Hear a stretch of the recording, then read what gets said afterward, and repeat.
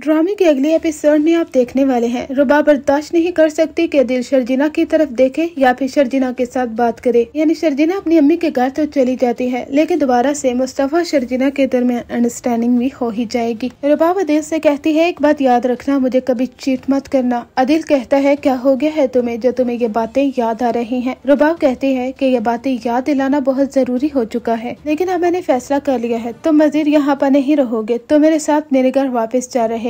अदिल कहता है कि ये तुम्हारी सोच है कि मैं तुम्हारा फैसला मानूंगा, मैं अपने अम्मी अबू को छोड़कर कहीं भी नहीं जाने वाला, तुम जानती हो कि मैं उनसे कितनी मोहब्बत करता हूँ। रुबा कहती है कि उनसे मोहब्बत करते हो या फिर अपनी एक्स को देखने के लिए यहाँ पर रह रहे हो। तुमसे बर्दाश्त नहीं होता कि वो मुस्तफा का कितना ख्याल रखती है। अदिल कहता है, बात तो सही है, क्या तुमने आज तक मेरे लिए कॉफी बनाई है या फिर तुमने कभी मेरी खिदमत में एक लफ्ज भी कहा है। शर्जीना की मिसाल तो बिल्कुल सही है, मुस्तफा के पास कुछ भी नहीं है लेकिन वो उसे अंडरस्टैंड करती है, लेकिन तुम ये कहाँ समझ सकती हो, ने तो सब लोगों के सामने मुझे इंसल्ट कर दिया था। आगे आप देखेंगे कि अदिल और रुबाब के दरमियान काफी कशीदगी पैदा होती है और वो उसे कहती है, बस मेरी एक बात याद रखना कि कभी मुझे चीट मत करना, जो मुझे चीट करता है उसे मैं छोड़ती नहीं हूँ। यहाँ तक कि अगली आने वाली एपिसोड्स में ये भी दिखाया जाएगा कि अदिल अपने अम्मी अब्बू से कहेगा कि आप मेरे साथ रुबाब के घर शिफ्ट हो रहे हैं। उसके बाबा तो इनकार कर देते हैं, वो कहते हैं कि हम मजीद एहसानों के बोझ तले नहीं दब सकते, पहले ही बहुत से एहसानात हैं। लेकिन कहीं न कहीं अदिल इनको राजी कर ही लेता है। अदिल बड़ी ही शान शौकत से बड़ी गाड़ी में बैग वगैरह लेकर अपने माँ बाप को लेकर वहाँ पर चला ही जाता है, जहाँ पर एक